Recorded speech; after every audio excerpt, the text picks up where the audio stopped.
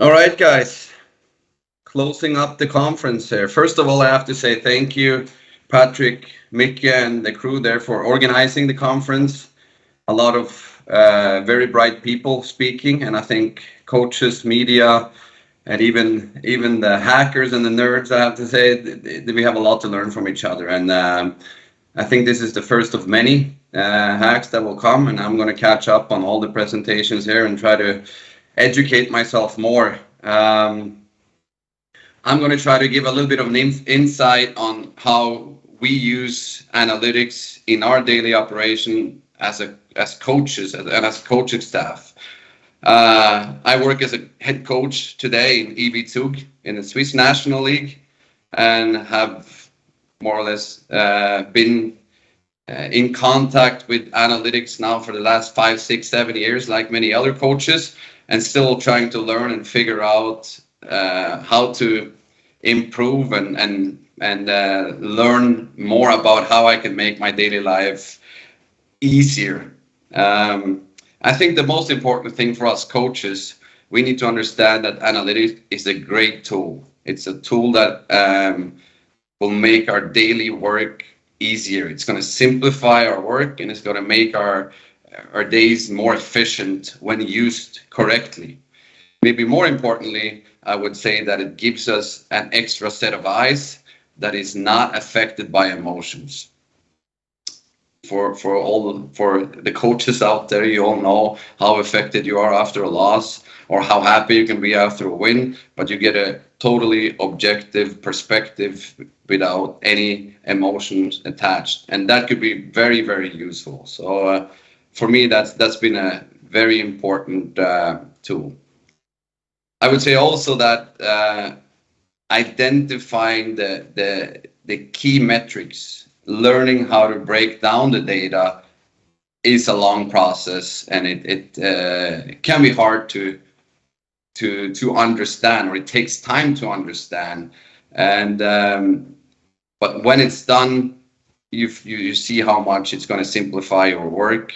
And I would say if coaches that are not working with analytics, are not open-minded to work with it, doesn't have an analytics department in place, I don't think those of us will keep up going into the future, because I think this is a tool that is just going to keep evolving and developing in a very fast pace.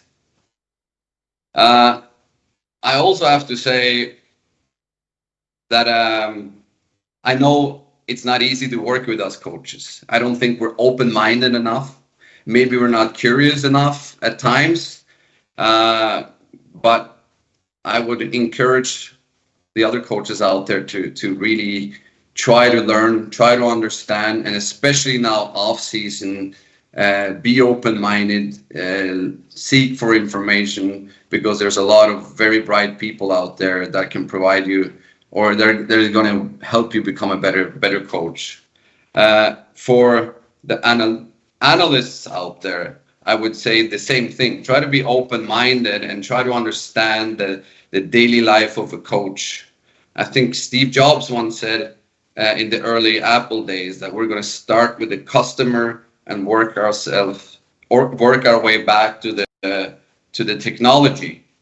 And I think this goes for selling the concept of analytics or selling your product. I know there's a lot of different providers out there.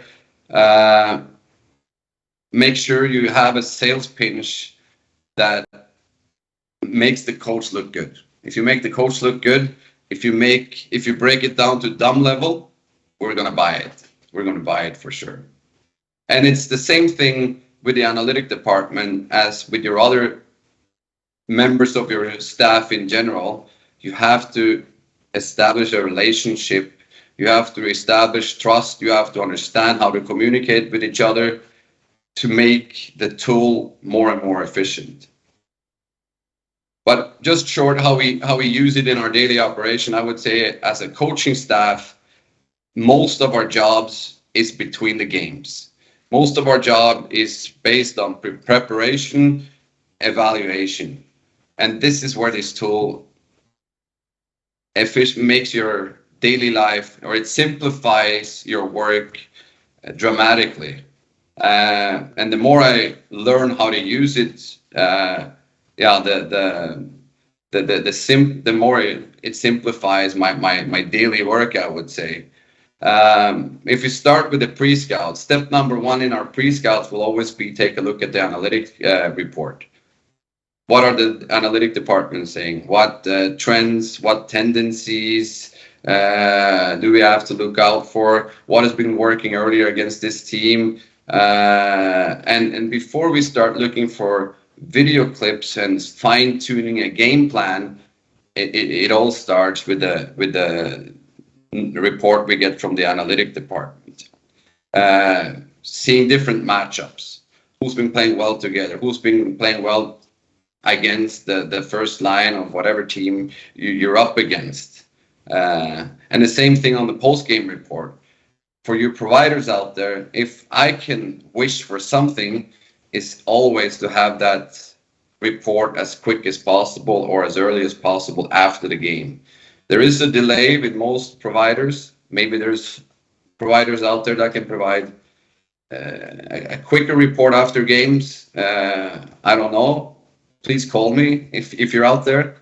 But usually we have to wait a little bit to get those numbers. And in Switzerland, we play every Tuesday, Friday, and Saturday. And for those Friday, Saturday games, it could be very, very tight between Friday and Saturday game before you get your post-game report from the analytic department. But also getting that post-game report, it's very important that it's summarized, it's simplified, and you and your coaching staff has done a good job connecting the dots, finding or identifying the key metrics that you need to evaluate your systems, the way you play, and for sure your individual players as well. I get the question a lot here, how much of this information actually reaches the players?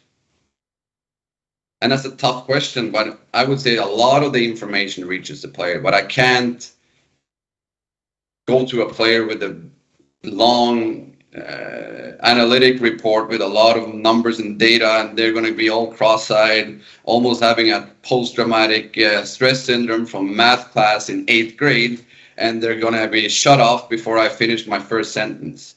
So I would say a lot of the information reaches the players indirectly, filtered down by the coaching staff and maybe distributed by video clips or short, simple feedback that they can really digest and handle in an easy way.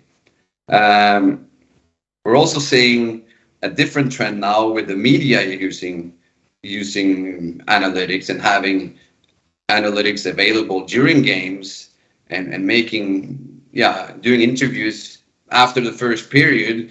You have a player coming in being down 1-0 and they're getting a question. Maybe I'm exaggerating right now, but you guys are the worst team in the league on cross-eyed thumps. What are you going to do now to improve that?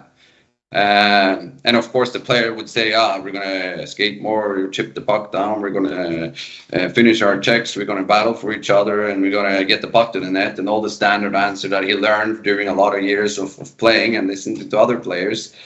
But he's going to come back to us and the coaching staff after the game or in practice the day after and say, hey, this reporter told me we're the worst team on cross-ice now. We got to work on that.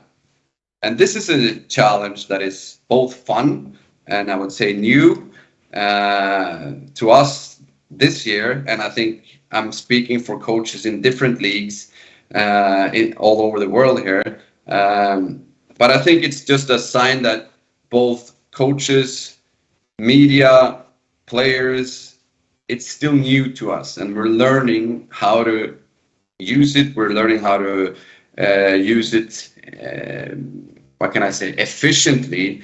And I would say most importantly, we're learning how to understand the data, because I think, and I see, and I have seen in myself as well, that you're talking about numbers, data, analytics without really knowing what you're talking about sometimes. So this is a long process, and I this time of year trying to really understand how you can use the analytics on a deeper level and how to break down the metrics that are important for your game.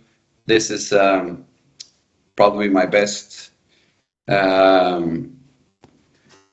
advice to other coaches that are new to analytics. I was thinking about this when I was asked to speak here.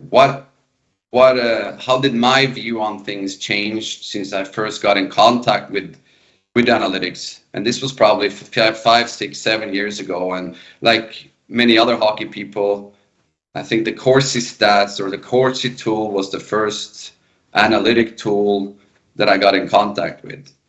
And what happened when everybody started talking about shot attempts and how important it is to shoot more than your opponents, and coaches started building systems for shooting the puck from everywhere, getting the puck to the net, no matter what, and crashing the net, blah, blah, blah, blah, blah, blah, to where we are right now using more expected goal models, seeing clearly where the danger is created, and the importance of keeping the puck within your team. I would say nowadays I'm almost allergic to those, I call them alibi shots, when players shoot pucks from angles or from places that without any plan or purpose. And the only thing that usually ends up happening is that we lose the puck, or we lose possession of the puck in a vulnerable position, or we lose the puck for no reason without any opportunity to create a second chance or a third opportunity. And I would say this is a big difference today compared to just a few years ago. Another, what can I say, tactical evolution would be the view on the possession thing, exits and entries. I mean, if you don't have to go back a long time to remember how coaches talk about we have to get the puck out of the zone quicker, glass it out, chip it out, get it out. I don't care how and who, and just get it out of the zone. Same thing, get it in, go after it. Don't take any risks on the offensive blue line. While now you will have systems in place and you will encourage your team and your players to take risks. And when something screws up, you will have security nets built into your tactical systems as well. So it's okay to miss a pass tape to tape in the defensive zone. It's okay to take a risk at the offensive blue line, because you can, the reward matches the risk.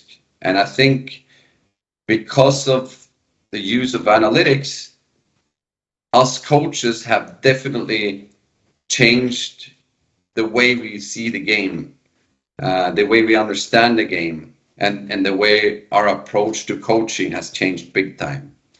I would say a third thing that is a big difference as well is getting 5 players involved, both sides of the puck, and getting 5 players involved to get inside the home plate, get inside the slot area. How can we activate our Ds on rushes, and how can we activate our Ds on cycles so that we can create more shot attempts closer to the net, or more shot attempts across the central line? How can we force the other team to defend what happens behind their back a lot? How can we create gaps and confusion for the defensive team more often?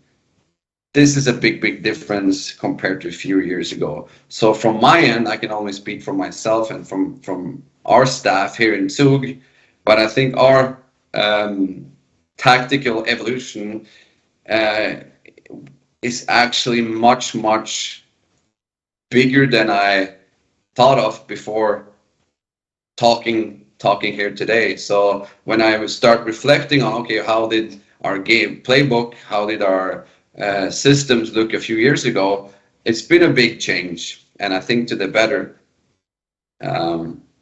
Last thing I'm going to talk about is a little look into the future.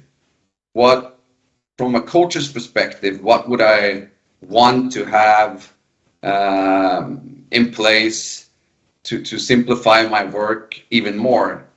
And I heard actually some of the guys from the Federation, Swedish Federation, talked about it earlier.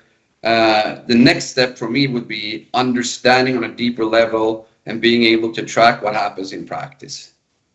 Are we able to practice game-like enough? How can we, can I say, hold each other accountable for our habits? How can we track our habits more thorough? What are we actually doing when we're practicing line rushes or sort outs or breakouts? Are they game-like, and are the players' individual habits good enough? And if you can have both, if you can have somebody tracking that, that will be of big help. I think this is a big, important perspective for people to remember. If I look at hockey in Switzerland, and it's the same in Sweden, similar in Finland, in all European leagues, we play between 50 and 60 games, regular season games per year. Some play Champions League, some play playoffs. More or less everybody have the same amount of preseason games. So let's say you end up between 70 and 90 games somewhere. You're still going to have 100 to 150 ice practices during a season. And what happens there? Because this is where a lot of the development on a team level happens during a season. This is where the preparation happens. This is where a lot of the evaluation happens. This is where a lot of the feedback happens. So what we're doing there every day, if we're able to track and understand that, and even better, feedback it with pictures and numbers to back it up, this will be a very helpful tool. So if there is providers out there that could help us with that, we will be more than excited to talk to you. The third thing will be also the load management of the players. There are tools out there today, but you would like to have the load management integrated in the tracking of games and practices, so you understand the difference between a goalie, a defenseman, and a forward. You understand the difference in the load from practice to game. If you're on the first line, if you play 20 minutes, 15 minutes, 8 minutes. So, yeah, there are probably a lot more things, but those were a few examples, and I hope we gave you a little bit of insights from a coach's perspective, how we work with it and how we want to keep working with it in the future. Hope you guys have some questions that I'm able to answer as well for those of you still awake here. I'm happy it's not a pure coaches clinic, because then 50% will probably be sleeping by now, and some we will probably have to scrape off the bar counter in the hotel lobby. But I hope there are still some guys awake out there. Awake, Danny. Are you awake?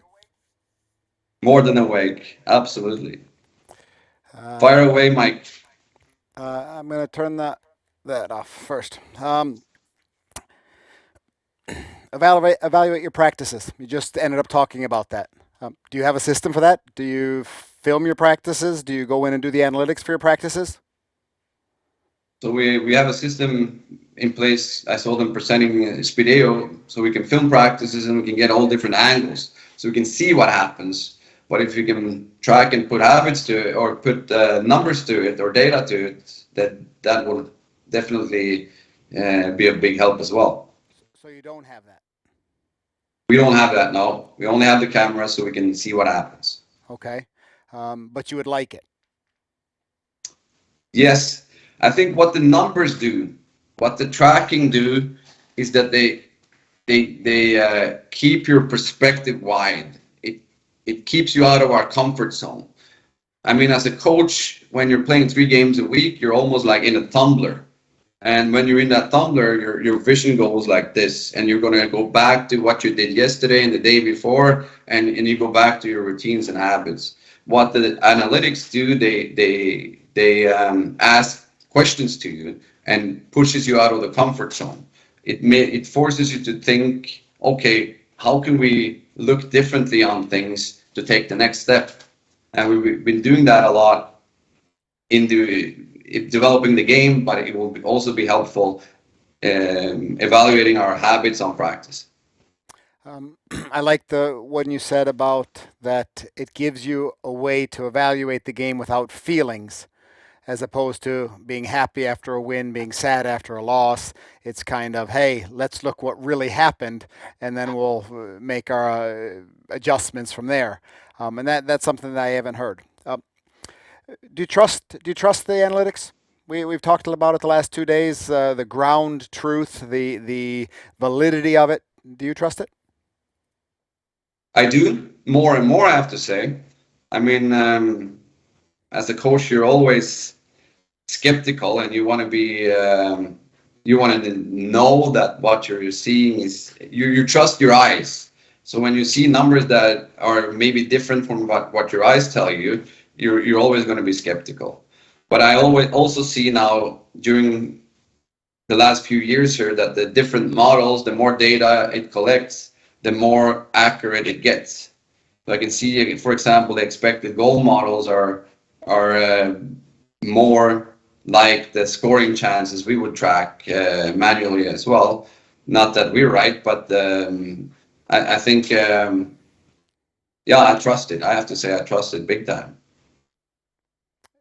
Now, you were left Sweden when the whole analytics thing kind of blew up. Do you see? Can you compare any difference between Switzerland and Sweden? It was a question in our chat. Yeah, I would say Sweden is still ahead when it comes to infrastructure. We still have problems in rinks that can't provide quick enough Wi-Fi connections, and I think you get the instant feedback in the SHL, for instance. You don't get it in the National League yet. And I mean, we don't. You just have to go back to the first final this year against Zurich. We did a coaches challenge with a minute left of the game, and we couldn't even see what happened there. So we had to flip the coin and hope. And I'm happy that that wasn't the end result of the series, but it sure didn't make them look good that night. So we're a little bit behind. Do you guys use analytics in the defensive zone? Absolutely, all three zones. Well, we've talked I about think almost. It's almost often the conversations are getting into the slot and putting yourself. Give me a few examples that you would use analytics for your defensive zone. If it's your defenseman, maybe we'll leave the goalie out of it. But how would you work with that in the defensive zone? I would say probably the biggest or most important stat is how we protect our blue line. How does the opposition enter our zone? Do they have to dump it in, or can they carry it over the blue line? And what happens next? We also look a lot on what happens after a shot goes. So puck retrievals in general is a big stat we will look at every game. So those two are probably the most important stats that will lead into other stats. For example, how we break the puck out of the zone. But it starts with it's I would say it starts with how the opposition gets into our zone and how we retrieve the puck and how often we retrieve the puck. How many stats do you look at a game after a game? This is the big challenge for coaches, I think. You have so much information available, and you have to try to break the information down and identify what information are crucial for us. What are information that we can use, we can follow up, and that are important for our systems and our process. So I would say we try to, let's say we have 10 to 15 metrics that we take a closer look at. Then we might have others that we look at, but not as intense as those 10, 15. Of the 10 to 15, how many is your feeling, your gut feeling after a game? How many times has it been, oh my goodness, did I see the same game that these stats were about? I mean, does your gut feeling tell you the same thing that the stats tell you in a lot of times, or do you have like, wow, I didn't understand that. I must have been blind out there. I mean, definitely that's the case. I mean, we're all humans, and this is the thing that I would try to highlight earlier. You're going to get emotionally attached by events in the game. A player scores a goal, and you say, "Ah, he had a great game," and then you look at his contribution after the game, and you see, "Oh wow, he had a pretty tough game." And that also goes for our game. We win, and it was pretty good tonight. Or I would say the most common example is when you lose, because then you can be pretty black on how you evaluate the game right after. So I've learned something that I changed is I never go into the team and say, give them or like a summary after a game, or I'll cool down, look at the report, gather the most important information, and hopefully come back to them with something of value the next day. So short speech, but nothing attached to the game right after. Wait till I got the cool down and gather some information. Interesting. Lastly, time is running out, but filters. It's come up the entire time, this entire discussion, the last 3 days, that we have numbers, we have to have a filter. Then we have an analyst, we have a filter. We have a coach, we have a filter, and we have the players. And in that discussion, it's been this analytics are for the coaches to make their team better. I still don't believe that. I still think the players are really, really important in this, and not just the end players, but a lot of them can learn through analytics. Do you agree with me? Do you disagree with me? Is this only for you and your coaching staff to be looking at the numbers, and then the filter to the players that just kind of say, okay, I trust them? Or should the entire organization, team, coaching staff be a part of it? Definitely, everybody should be a part of it. What I think very important to understand is when you have a team of 25 players, you're going to have 25 different ways of learning. And this is, I think, what separates coaches. And this is our job as coaches to see, okay, what is the most important information for this player right now? How should I approach him right now? I would say the one example I would have when we use the analytic report directly to the player would probably be if you have a player, an offensive guy that usually score a lot of our goals. Now he's in a slump, didn't score for some time, and you, Mike, you know how it is when you don't score for some times. Then you start searching for something. You want to feel good, and you don't know really what you're searching for. So you're all over the place a little bit. And this is where we try to, okay, this is a good time when the player is vulnerable. We can actually, then he's going to be more open to get information and to be helped as well. And then we can show him, hey, what you're doing here is actually really good. If you keep playing the way you're doing right now, the puck luck is going to turn pretty soon. But actually, you're doing some other stuff as well that makes you more of a multi-dimensional player that you were 2 months ago when your only focus was scoring goals. You're actually doing some good defensive stuff here, and you're doing some good team stuff that allows us to win and be successful without you scoring right now. So give them that type of feedback. Could be, yeah, that's probably the only time I would use the analytic report straight or directly to the player. Last question. Was analytics important in your turnaround championship series win when you guys won your second championship a month and a half ago, or 2 months ago maybe, when it was? Was it an important part of your championship win? Absolutely. I mean, when you go into the playoffs, when you reach the final and the pressure is on and the stakes are high and all eyes are on you as a team, all your neighbors, your family, the media, everybody talks about this game, and they're going to be emotionally carried away. So everything is going to be great when you win, and everything is going to be bad when you lose, or everybody's going to be skeptical. So I don't think there was a lot of people outside our room that believed that we had a chance to turn that around. But I think when we looked at the analytic report and we saw that, hey, we were actually the better team in during those first 3 games as well. And if this team can win 3 games, so can we.